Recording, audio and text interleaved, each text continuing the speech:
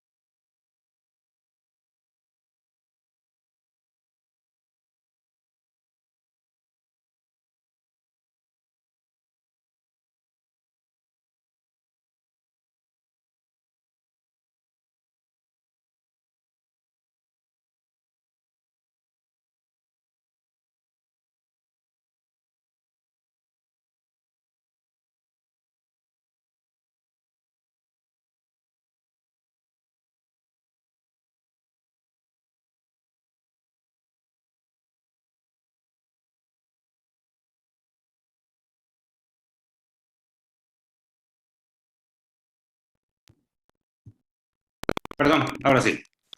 Entonces, de manera que estos son los factores protectores. La producción de moco por parte de las células. Le llamamos mucosa a todo lo que recubre la parte interna del estómago. Es como una película transparente que protege las paredes de nuestro estómago. El bicarbonato, las prostaglandinas, que eso son términos médicos nada más que no quisiera enredarlos, ¿verdad? Pero aquí, de las 4 cosas que protegen nuestro estómago, el moco es muy importante, pero ese moco está formado por el tercer factor que se llaman prostaglandinas. Prostaglandinas se llaman. Y el cuarto es la circulación, ¿sí? La circulación de la sangre. De manera que si no tenemos una buena circulación en el estómago puede dañarse. Y aquí viene algo importante que en esta presentación más adelante voy a mencionar acerca de los fármacos. Si usted conoce la aspirina o el naproxeno, por mencionarlo desde aquí, esos medicamentos destruyen las prostaglandinas.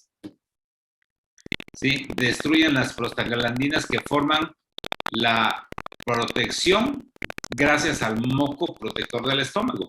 Y entonces cuando se destruyen las prostaglandinas, el moco protector se adelgaza y deja al estómago a la intemperie de los factores agresivos que están aquí, como el ácido clorhídrico principalmente. ¿Sí? El ácido clorhídrico. Eso es el que más va a causar daño en la pared del estómago y a eso se debe los tratamientos contra los ácidos en el estómago. La pepsina, que es antecesor al ácido clorhídrico. Y aquí está el Helicobacter pylori, que es un gran tema para abordarlo ahorita. El Helicobacter pylori, que es lo que nos va a causar muchos problemas en el estómago. Sí, muchos problemas en el estómago. Y los AINES, quiere decir, son abreviaciones de antiinflamatorios no esteroideos. Antiinflamatorios no esteroideos. Y aquí, como le decía, a la cabeza está el ácido acetilsalicílico, la aspirina, el Alka-Seltzer. ¿Sí? Los mejoralitos que a nosotros nos tocaron cuando éramos niños, nos daban un mejoralito para niños, ¿no? Ese es el ácido acetilsalicílico que desprotege el estómago. Y le agregamos a las personas que fuman y le agregamos el alcohol. Cuando empieza a haber un desequilibrio de estos factores agresivos y protectores, entonces viene el daño hacia las paredes del estómago. Aquí es muy importante aquellos pacientes que ingieren demasiados fármacos, pacientes diabéticos, pacientes hipertensos, pero sobre todo los pacientes con enfermedades tipo artritis reumatoide, que tienen que estar tomando medicamentos tipo analgésicos y tipo antiinflamatorios, por muchos años, y en un principio empiezan a hacer lesiones gástricas y más adelante pueden llegar incluso a hacer úlceras, pero pasado un tiempo, las paredes del estómago se fortalecen al grado que ya no les hacen daño los medicamentos antiinflamatorios. Es increíble cómo se adapta nuestro estómago ante esos tratamientos de larga evolución. Esta diapositiva estamos hablando otra vez de los factores agresivos hacia el estómago. Y aquí tenemos representando las capas del estómago, la mucosa, la submucosa y el músculo. Entonces, cuando estos factores superan a los factores que defienden, entonces empezamos a tener el riesgo de desarrollar una úlcera gástrica, ¿sí? Y esto que puse en la diapositiva, fíjense que es el pan de todos los días en la consulta del gastroenterólogo. A mi consulta llegan pacientes así como todos los que están viendo ahí. Personas que pierden el control fácilmente, tienen cuadros de ira, personas que tienen miedo, tienen ansiedad, ¿sí? Tienen depresión. Todas estas emociones van directamente hacia el aparato digestivo. Y también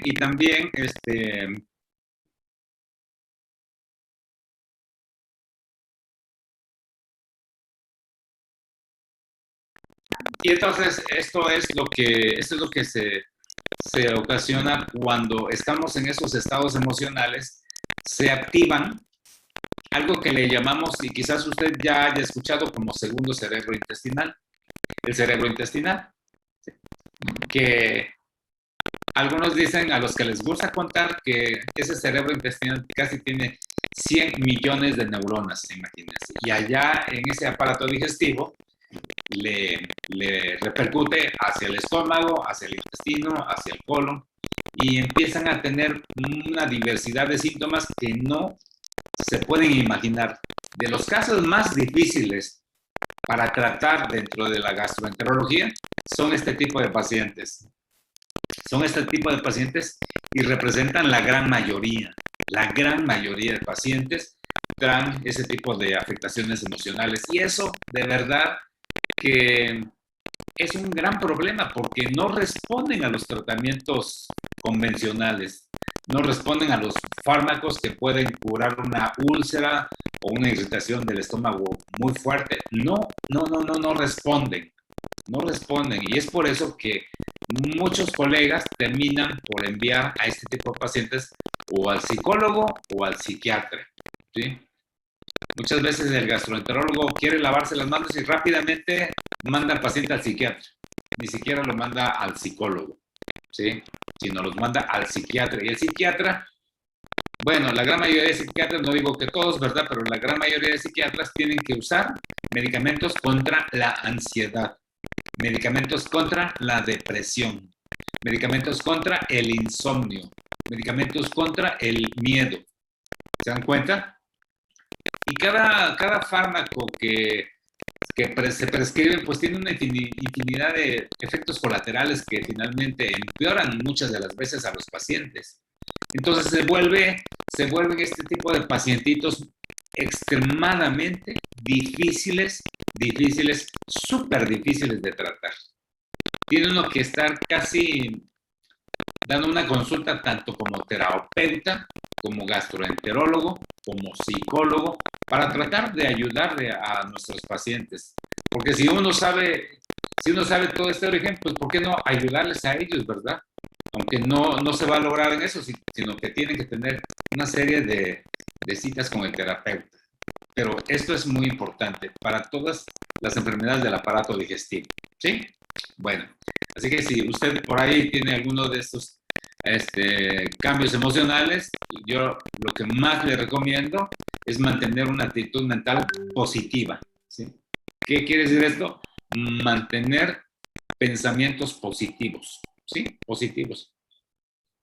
Hay que mantener pensamientos positivos porque de eso se generan las emociones.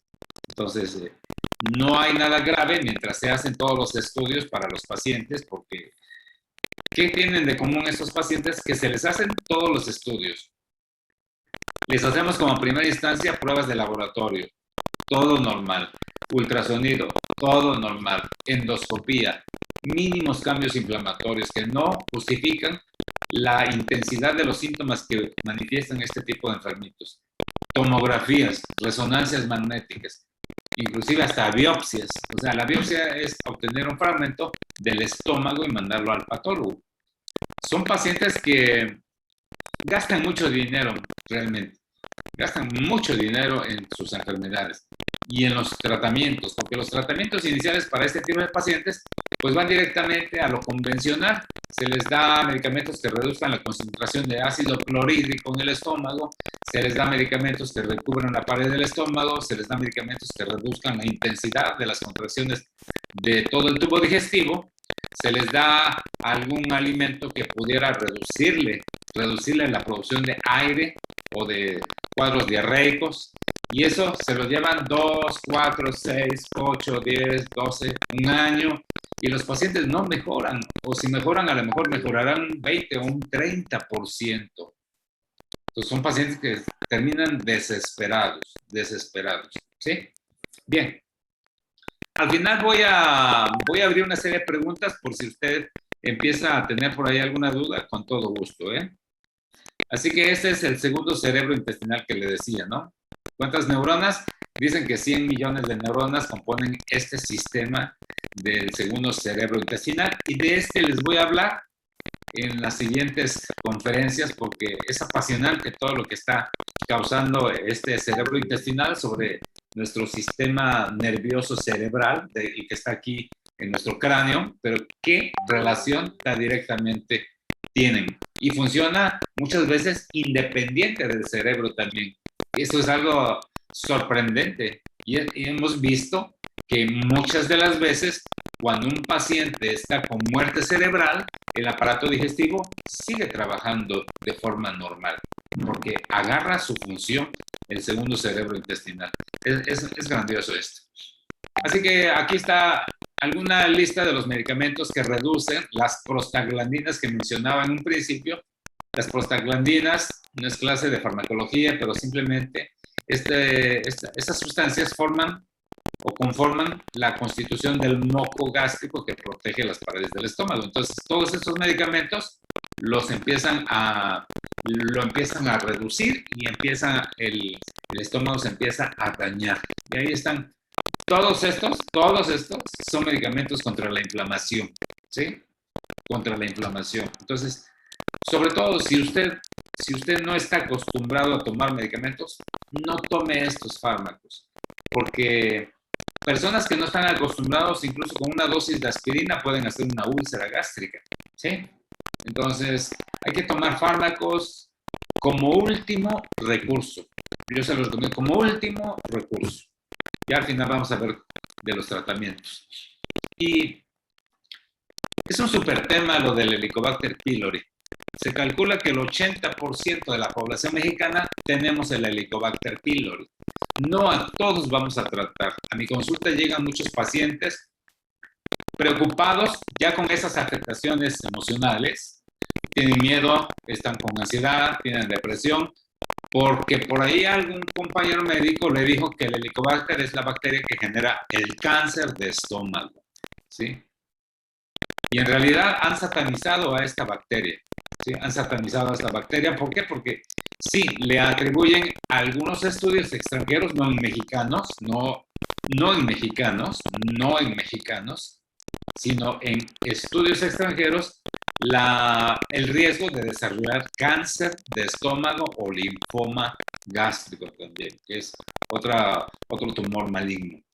Entonces, por eso les voy a platicar acerca de esta bacteria. Bueno, yo llevo 27 años ejerciendo y estuve 4 años allá como en la especialidad.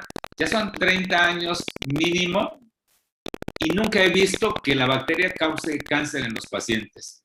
Sobre todo yo porque hago endoscopía, ¿sí?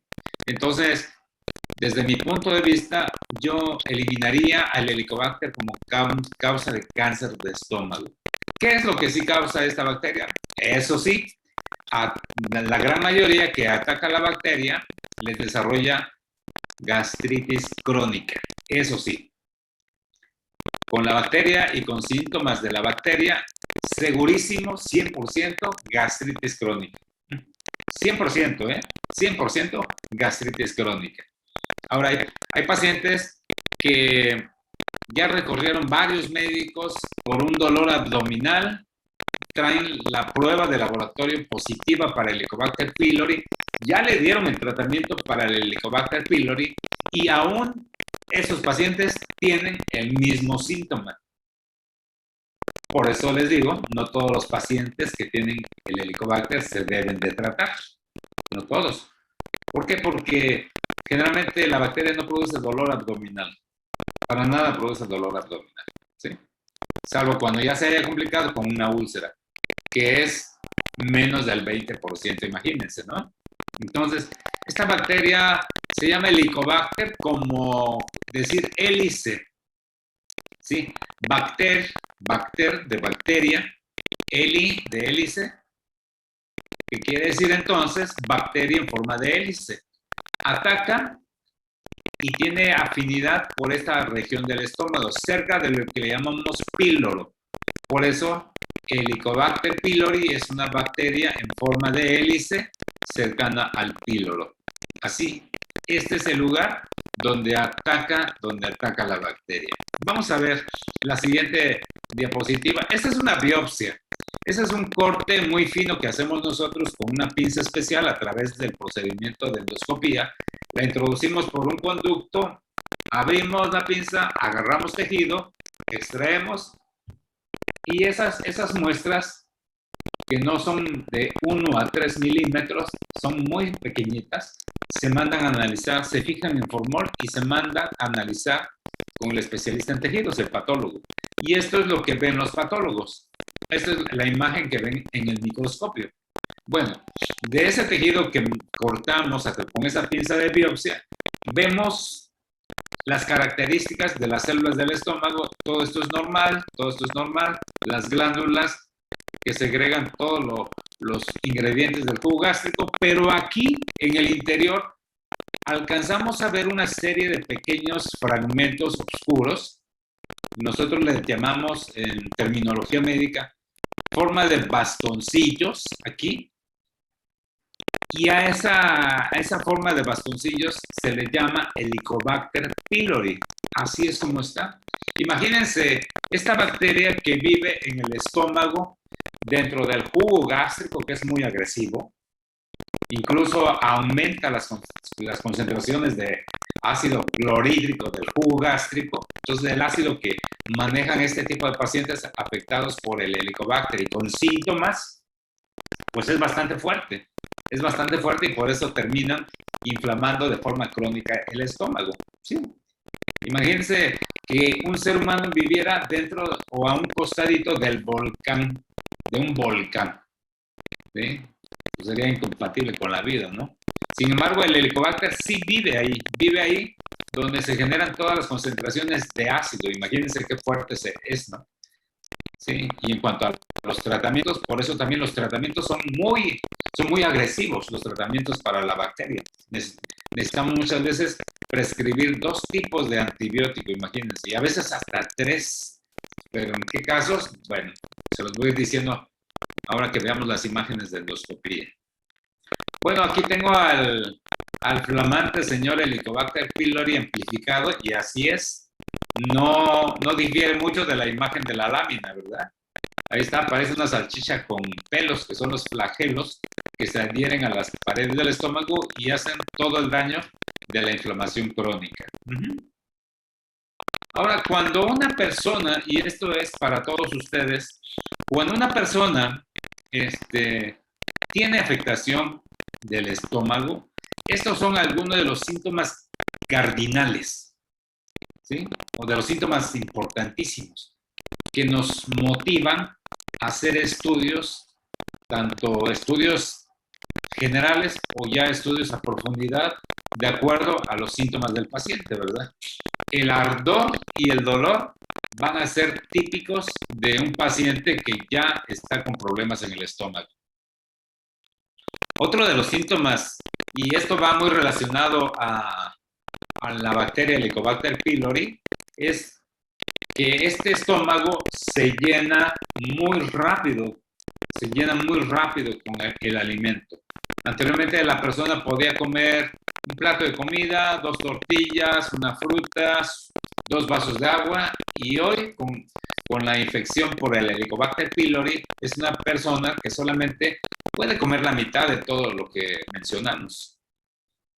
Y cuando deja pasar el tiempo y los meses, es posible que empiecen a perder peso, porque ya no comen como antes, ¿sí?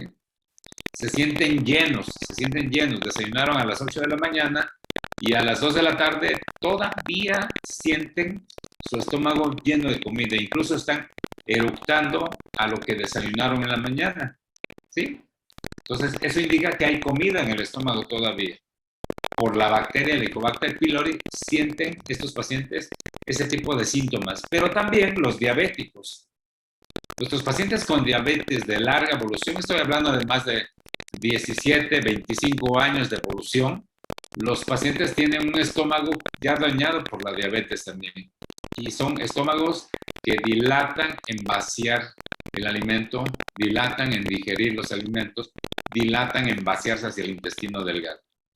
Luego, los pacientes empiezan a tener náuseas, un estado nauseoso, y llegan a vomitar y a perder peso, ¿sí? En este caso, es muy importante estar atentos al interrogatorio de los síntomas del paciente. ¿Cuándo empezó? ¿Cómo empezó? ¿Qué ha pasado con sus síntomas? ¿Qué tratamientos ha tomado? ¿Sí? Si han funcionado o no, la mayoría no funcionan, y entonces empiezan a perder peso, y eso ya son datos alarmantes porque estamos sospechando de que podría tener un cáncer de estómago ese paciente. Imagínense, le duele el estómago, se llena rápido. Anteriormente no vomitaba y ahora ya está vomitando. Y está empezando a perder peso. Y además se le quitó el apetito, ¿sí? Ese paciente tiene cáncer hasta no demostrar lo contrario. Y los vemos así muy flaquitos, ¿no? Son pacientes que han perdido entre 10, 15 o hasta 20 kilogramos de peso, ¿no? Entonces es urgente revisar ese estómago por endoscopía. Entonces, estos síntomas, muy importante es ver en qué lugar está el dolor, ¿sí? Porque pues muchas de las veces nuestros pacientitos llegan a pensar que les está causando problemas su estómago, y no es el estómago, sino es el intestino. ¿Cómo podemos evaluar bien si es el estómago o es el intestino? Es muy sencillo, ¿sí? Si es el estómago, el dolor va a estar en el ángulo que forman, aquí se los muestro, esta persona que se le puede ver, el dolor del estómago es aquí, miren, donde forman el ángulo de los arcos costales del lado derecho e izquierdo, aquí. Aquí es el dolor para los pacientes que tienen problemas de estómago. Si les duele más abajito, ya no es del estómago. Generalmente, la gran mayoría de las veces, no es el estómago, es el intestino más abajo, y se llega a confundir con que sea del estómago. No quiere decir que no. A veces puede tener componente mixto, tanto el estómago como el intestino. Sin embargo, el dolor típico que nos está gritando que está enfermo el estómago es un dolor aquí, en este ángulo que forman los dos arcos costales, ¿sí? Aquí es el dolor, ¿sí? Es un dolor penetrante, es como si agarráramos el puño y nos claváramos el puño en lo que le llamamos boca del estómago, o ese ángulo que les estoy mostrando. Entonces lo que va a suceder aquí es que es un dolor penetrante, lo sienten hasta la espalda muchas de las veces, y es un dolor fijo, no se refleja ni para abajo, ni para acá, ni para arriba, no, es un dolor fijo y que sí puede atravesar hasta la espalda el reflejo del dolor nada más, ¿sí? Bien, entonces, y pacientes como esta señorita que se está vomitando, bueno, puede estar acompañando a estas personas que están perdiendo peso, ¿sí? Que están perdiendo peso. Y en este caso de gente joven que vomita y que tiene dolor en el estómago, muchas de las veces pudieron haber comido un alimento en no muy buen estado y el estómago reacciona vomitando, ¿eh? Es uno de los mecanismos de reflejo que tiene nuestro estómago para poder liberarse de algo que está sucio, digamos, ¿sí? De algo que le cayó pesado. Y cuando llega a pasar todo, se va al intestino y entonces empiezan a tener diarrea también.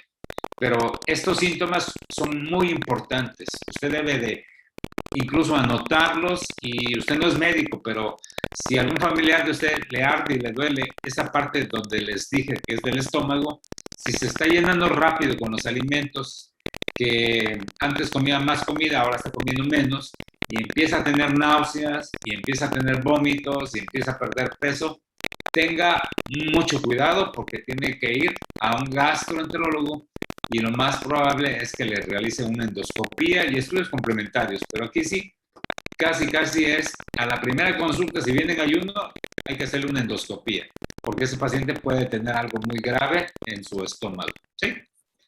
Bueno, vamos a seguir. Esta es una imagen de endoscopía de un estómago normal.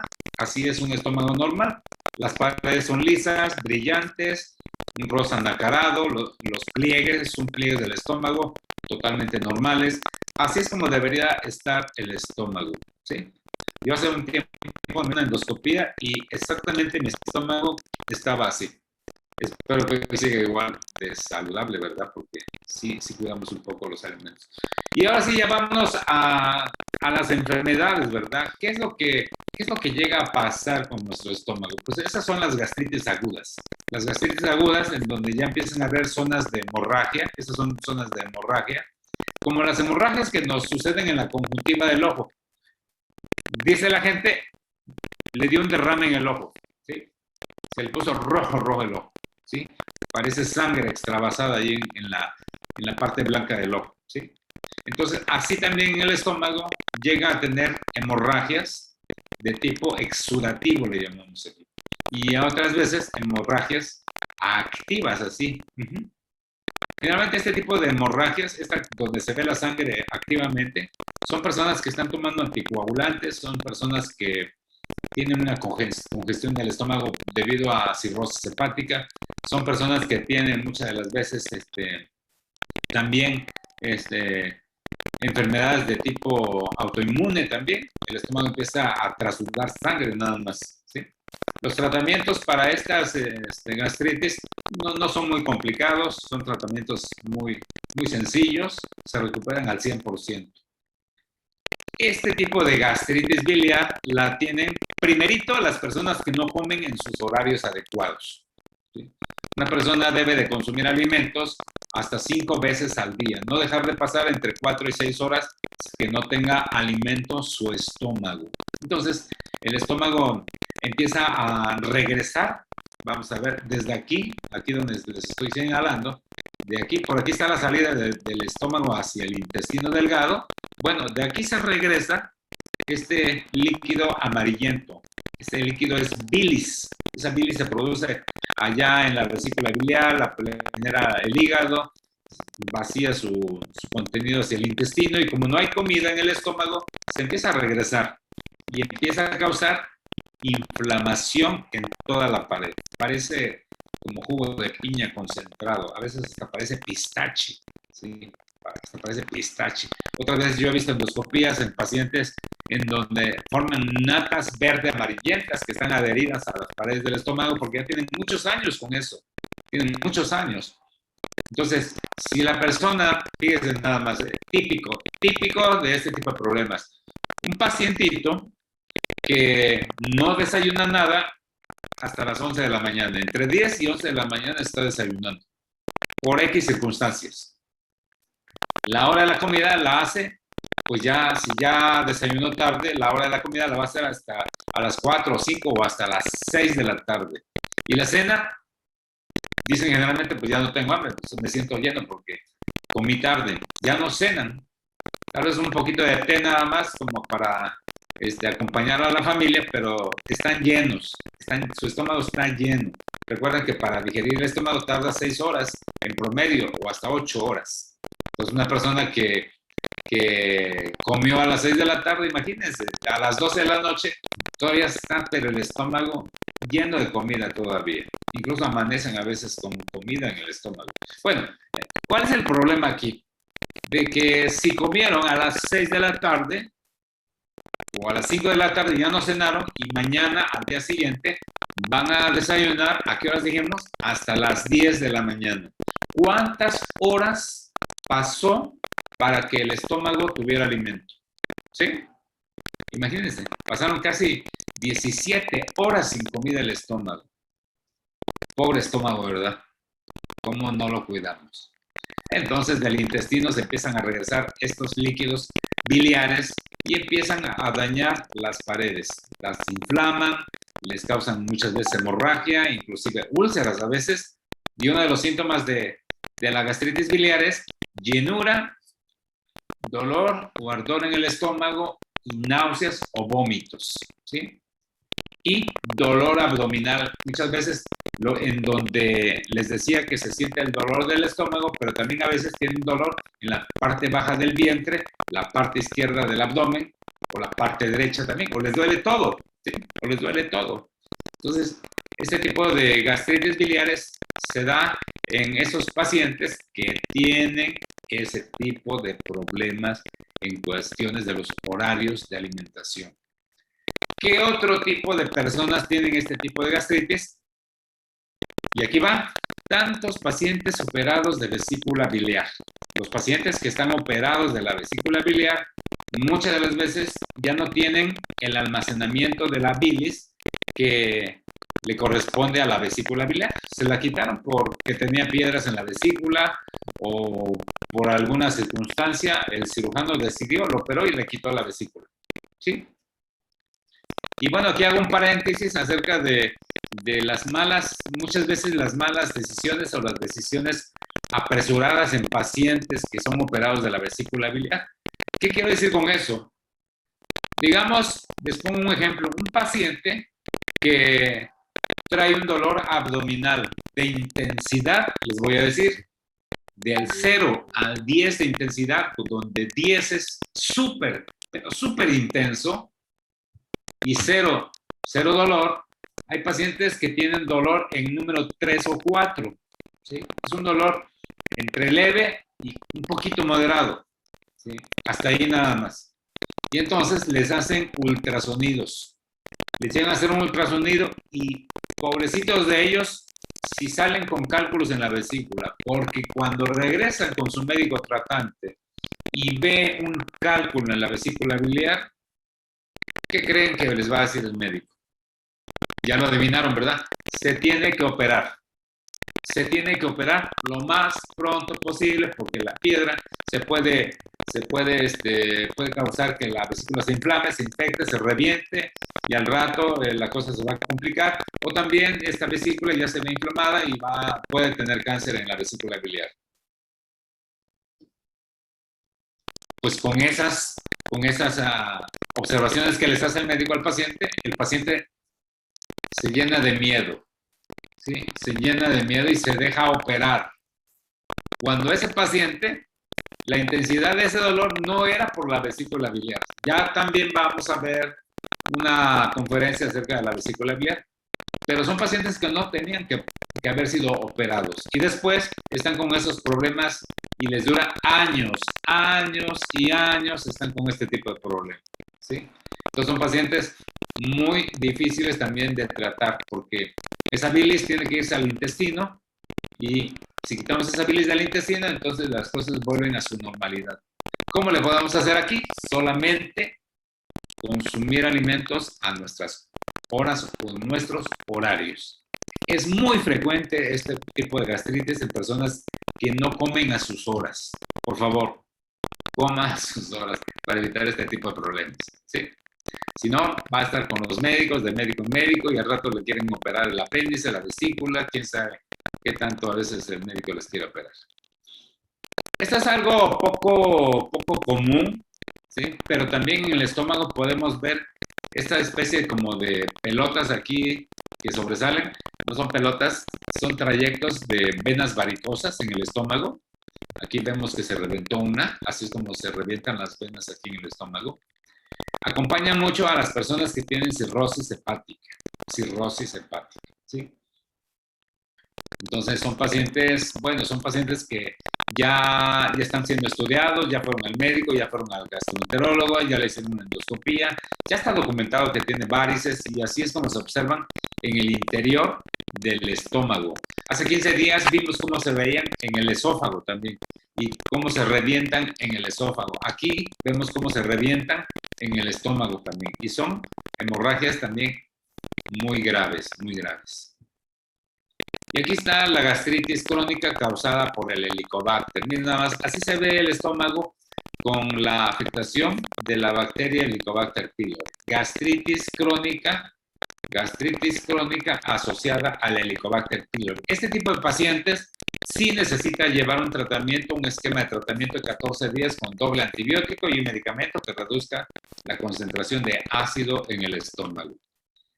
Esta es otra imagen de la gastritis crónica por el Helicobacter pylori. ¿Sí?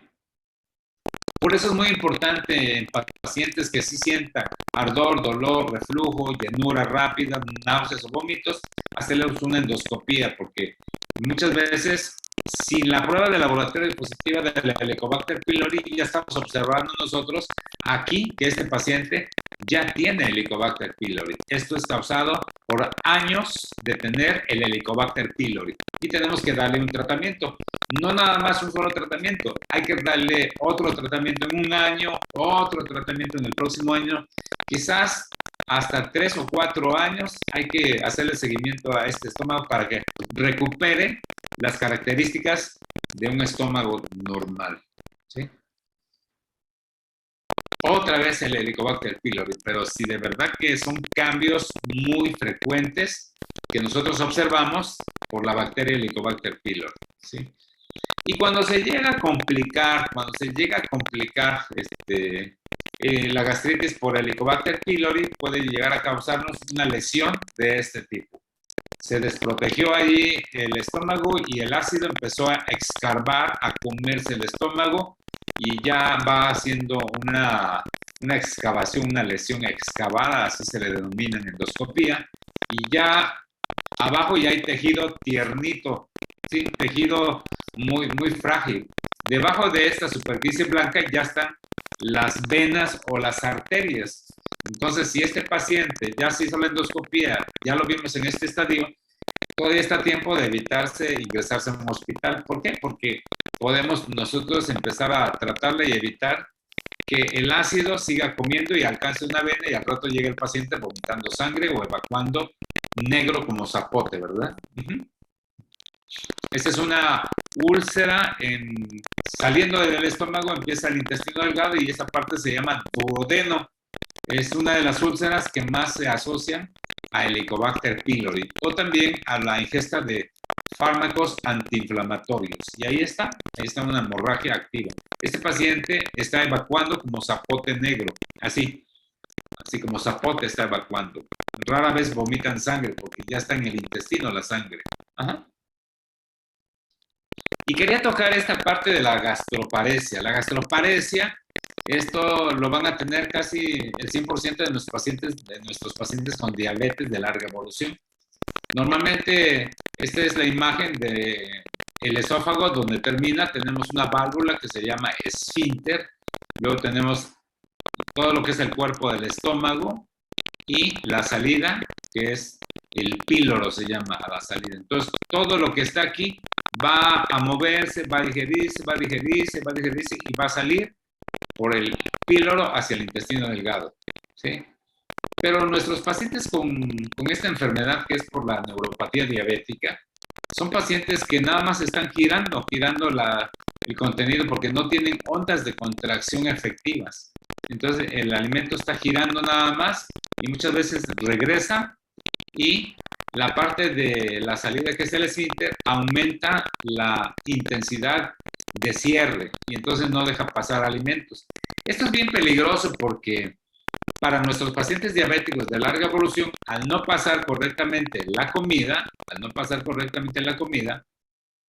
pues los alimentos no van a elevar la glucosa. Y si son pacientes que se vienen inyectando insulina, imagínense, no pasó la comida, no subió la glucosa, pero sin embargo el paciente se inyectó 20, 25 o 30 unidades de insulina y en la madrugada va a tener un cuadro de hipoglucemia, ¿sí? Estos son casos así muy marcados de complicaciones de larga evolución relacionados a la diabetes, la mayoría de las veces, ¿sí? Y así vemos una radiografía con alimento en el estómago, y esta es una lámina tratando de representar la comida dentro del estómago. No pasa, la comida está aquí. Entonces el intestino no recibe alimento, no hay glucosa, no hay nada, y entonces son pacientes que frecuentemente tienen descontroles de su glucosa, tendiendo a bajar la glucosa, se llama hipoglucemia. Y hay pacientes que cuando les baja la glucosa, pues empiezan a sudar, empiezan a tener palpitaciones, ansiedad, sienten que se van a desmayar, se les nubla la vista. Es impresionante ver un paciente con hipoglucemia. Entonces hay que darle ahí azúcar inmediatamente, ¿no? ¿Sí? Desastrosamente el paciente, yo he visto pacientes en sus casas con hipoglucemia, hay pacientes que con 70 miligramos en ayuno ya se sienten mal, hay pacientes que llegan con 20 miligramos de glucosa. No, esos son pacientes que ya pierden el conocimiento, entran en un estado de coma hipoglucémico, y entonces son pacientes que tienen que recibir glucosa intravenosa urgente, porque si no, hacen una hinchazón del cerebro que se llama edema cerebral. ¿Sí? Pero les decía, ¿no? Sorprendente, me sorprende mucho hasta dónde seguimos manejando por falta de conocimiento. Se les baja la glucosa, se les baja la presión y les dicen, tómate una Coca-Cola y se te sube. Imagínense. Claro que sí, sí se le va a subir la glucosa con la Coca-Cola, porque la Coca-Cola casi representa el equivalente a 16 cucharadas de azúcar. ¿Cómo no se le va a subir la glucosa, verdad? Bueno, denle ahí 2 cucharaditas de azúcar en medio vaso de agua, y al rato ya se compone su paciente nada más. Pero ya no usen Coca-Cola, por favor.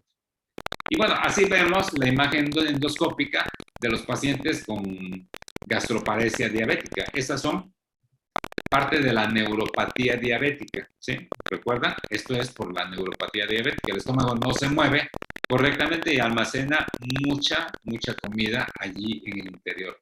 Es difícil para estos pacientes, muy difícil. Así está. La comida no pasó. Ahí está. Ahí está. Entonces tenemos que aquí sí tenemos que darle medicamentos, desde los más sencillos hasta los más complejos. Yo siempre opto por darle los tratamientos más sencillos para ayudarle al estómago a moverse un poco, a poder comer en pequeñas cantidades, masticar correctamente, porque luego al no masticar correctamente, pobre estómago, ¿verdad? Están los trozos de comida ahí casi enteros, hasta parece un hueso de durazno que se tragó aquí este paciente, ¿no? ¿Sí? Otro problema de gastroparesia diabética, miren, qué lento pasa el estómago aquí. Esta es la salida del estómago y toda la comida aquí amontonada, ¿no? Y bueno, otro de los problemas de enfermedades del estómago son los pólipos. Se llaman pólipos a las formaciones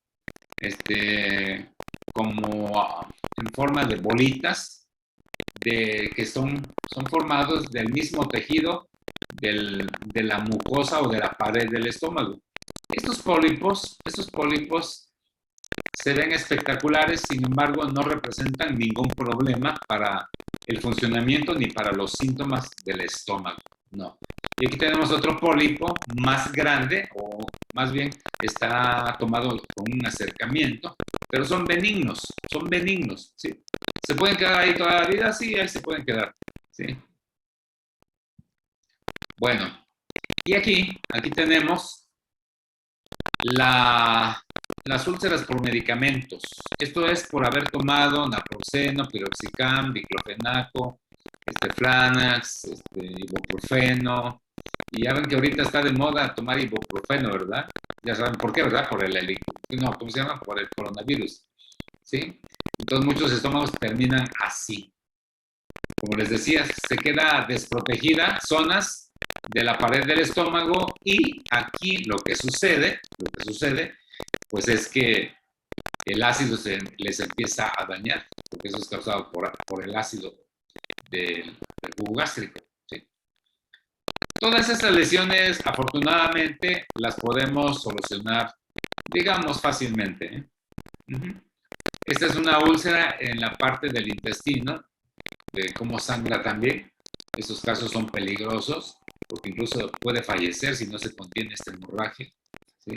Se hace la endoscopía y si está sangrando, se inyectan sustancias alrededor de la úlcera para tratar de causar constricción de los vasos sanguíneos que están sangrando.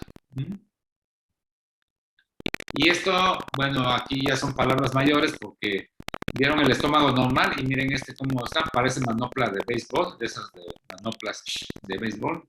Todo esto es cáncer del estómago, es una variedad de cáncer llamado linfoma gástrico, ¿sí?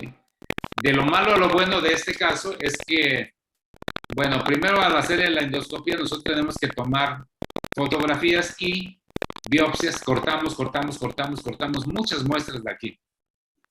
Muchas muestras obtenemos, a veces hasta 50 muestras para mandarlas al patólogo, porque hay muestras de tejido que a veces lo reporta sin neoplasia, sin cáncer el patólogo. Entonces, no, pero pues aquí estamos viendo, pues sí, pero el tejido no representa el cáncer, entonces tenemos que tomar la mayor cantidad de muestras para poder hacer el diagnóstico del linfoma gástrico. ¿Qué es lo bueno de lo malo aquí? Que esto tiene tratamiento farmacológico. Esto tiene tratamiento farmacológico, revierte este engrosamiento de las paredes de su estómago y vuelve a quedar normal. Pues son pacientes que no tienen que ser operados, Por eso la importancia del diagnóstico histopatológico, de las biopsias. A diferencia de este otro cáncer, porque este otro cáncer se llama adenocarcinoma gástrico. Todo lo que ven ustedes es cáncer, todo. No hay ninguna parte de tejido de estómago normal. Todo es cáncer, todo esto es cáncer. Por donde baja la comida es por esta parte nada más. Se está cerrando, ¿sí? Por eso son pacientes que al comer les duele y luego lo vomitan, porque ya el estómago ya no tiene la función de digestión, de digerir los alimentos como debe de ser, ¿sí? Entonces, aquí obviamente tomamos muestras, se manda a estudiar, y este paciente, si tiene posibilidades, tiene que ser quitado todo el estómago, ¿sí? Se le quita todo el estómago. Bueno, desafortunadamente, si es un paciente que tiene 75, 80 años, con diabetes de larga evolución, con insuficiencia renal, ya le dio un infarto, son pacientes que ya mejor no les hacemos ya nada, pobrecitos, ¿verdad? Imagínense una cirugía de 4 o 6 horas, mucha anestesia, a veces no la aguantan, es mucho riesgo para este tipo de pacientes. Este es otro cáncer del estómago que también se tiene que operar. Este es un cáncer que no está tan avanzado como el anterior, pero por igual se tiene que muchas veces retirar una buena parte del estómago, a veces 2/3 del estómago se tienen que operar y el paciente va a tener una especie de puente. Ahorita les muestro una fotografía de cómo son esos puentes y tiene que llevar tratamiento complementario con quimioterapia. Entonces, estos adenocarcinomas gástricos, pues los diagnosticamos en pacientes con dolor abdominal, con náuseas o vómitos y con pérdida de peso. Esos pacientes es muy sospechoso que tengan este tipo de problemas. Esta es otra úlcera que está sangrando, donde hay muchas úlceras. Bueno, estaba aquí. Les quería presentar una receta médica. Miren, nuestros colegas.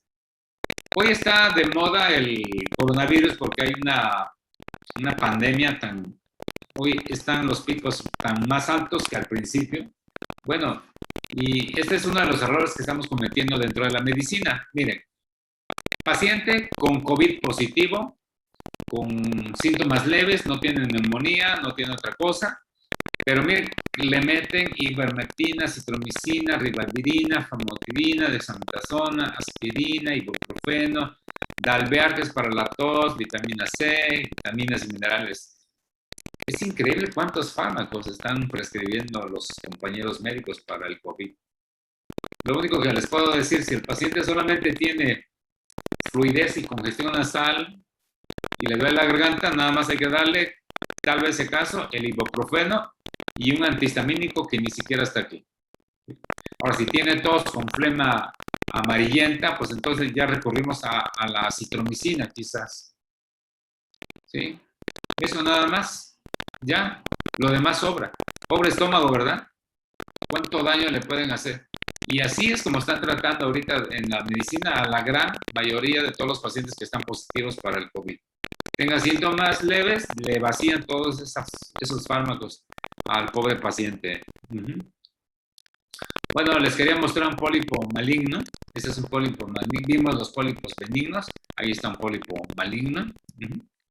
Esto es lo que le decía en la cirugía del estómago. Este paciente fue operado porque le quitaron todo el estómago. Se le quitó todo el estómago y se ha perdido la anatomía total.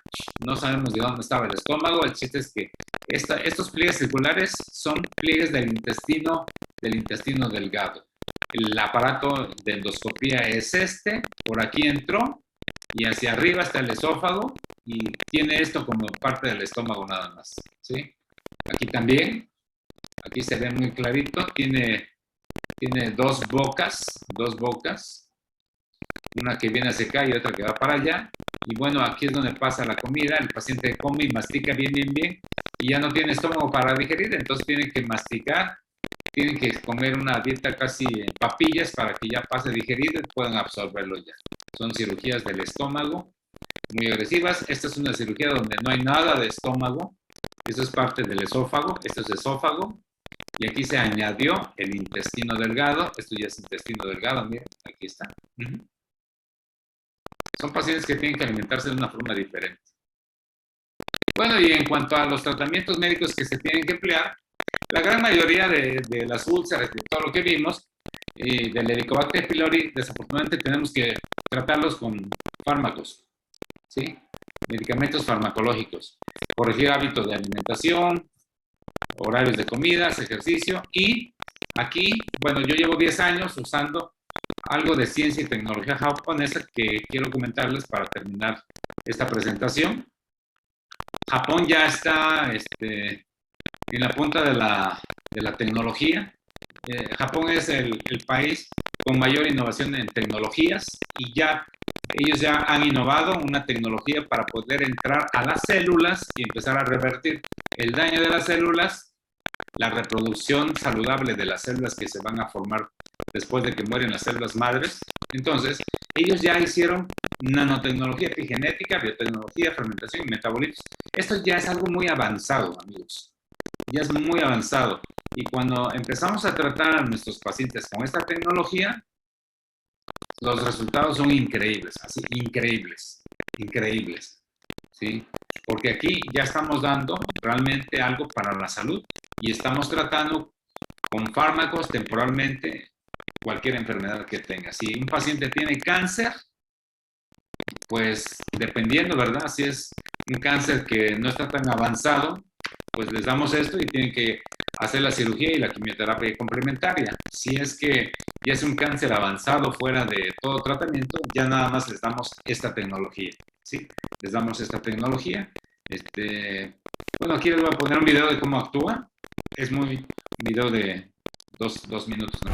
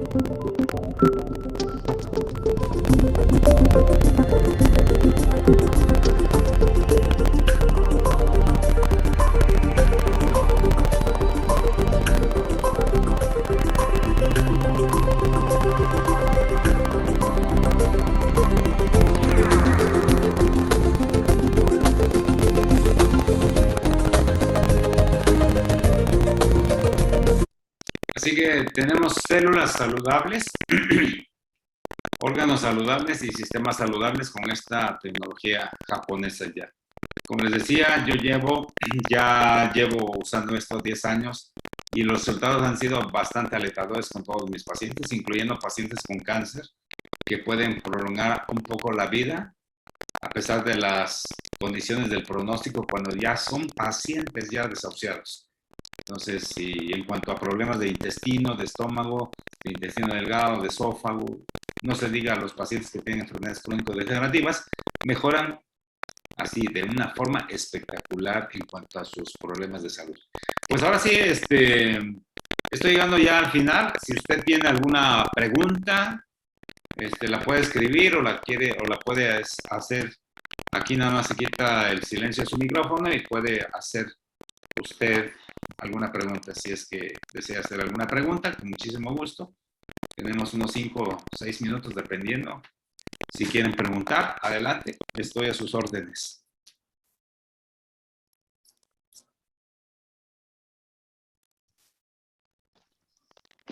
Buenas noches, doctor. Soy Beatriz Delgado, de Veracruz. Hola, Beatriz. En las primeras láminas que ponía, se decía que uno de los elementos que protege el estómago es el bicarbonato. Estaba dentro de la balanza alta, pero no creo que no explicó o no entendí o no escuché bien cómo protege el bicarbonato al estómago. Sí, no crean que es el bicarbonato que consumimos normalmente, ¿eh? No es ese bicarbonato. Okay. Sí. Ok, el comercial. Sí, no es ese. Sí, porque muchos de mis pacientes en la consulta se automedican bicarbonato porque dicen que se sienten bien. Incluso la industria farmacéutica ya adicionó bicarbonato de ese que toman y se vende en las farmacias como para reducir los problemas de distensión abdominal. Pero no es ese bicarbonato, Beatriz, es un bicarbonato especial que forma parte de los fluidos de nuestro sistema. Ok, de acuerdo. Sí. Gracias. No, de nada, Beatriz.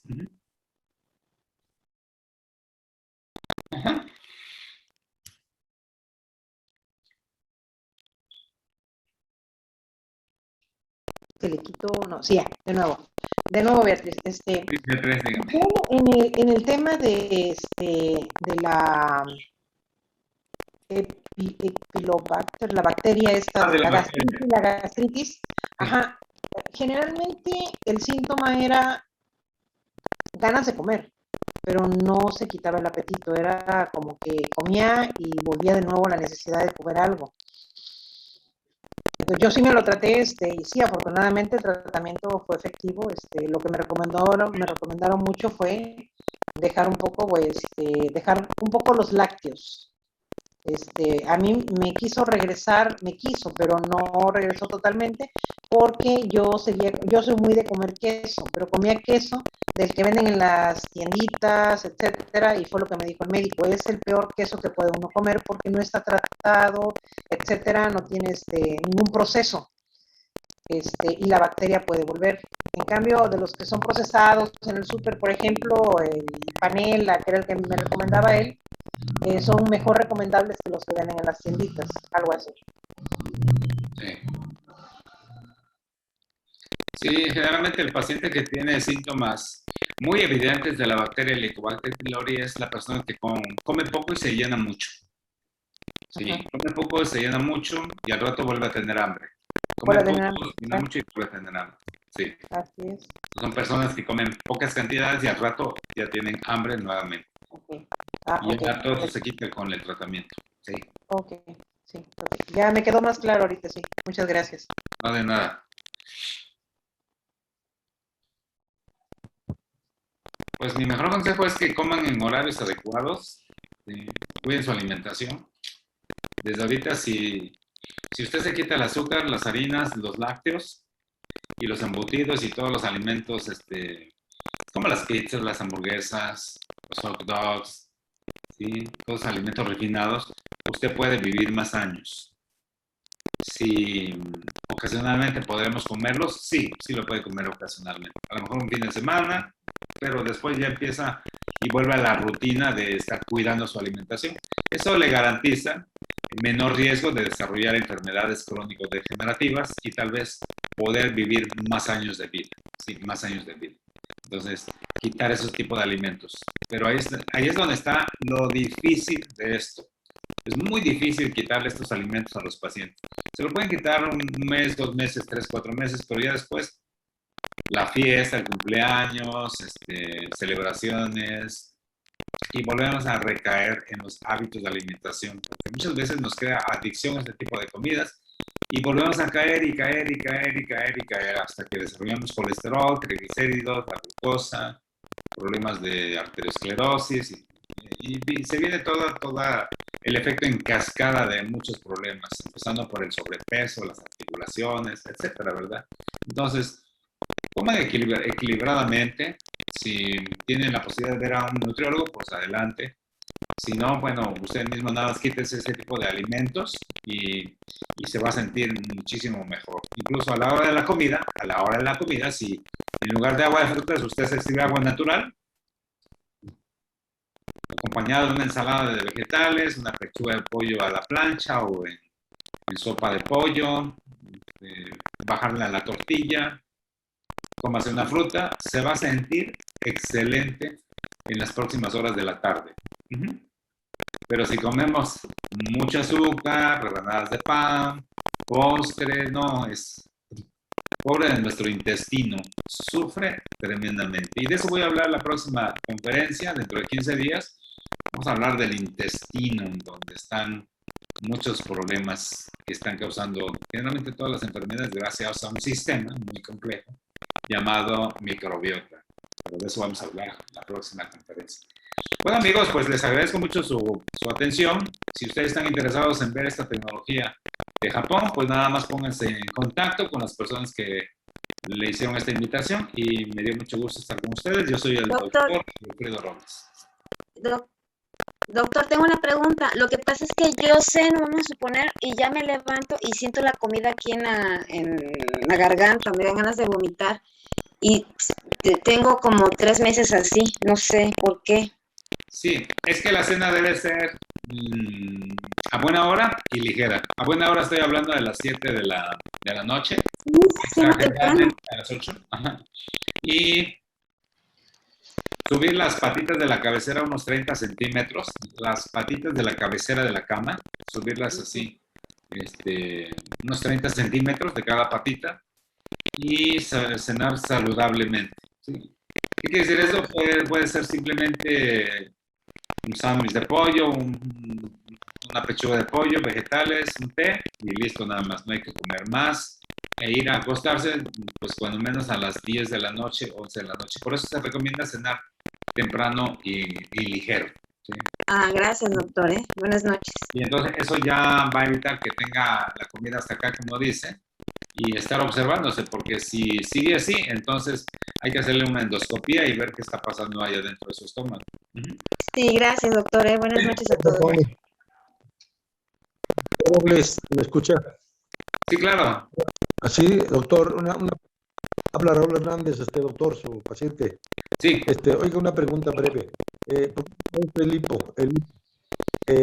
como dice la compañera que me antecedió, comió queso, yo también comí queso ayer y me produjo hipo.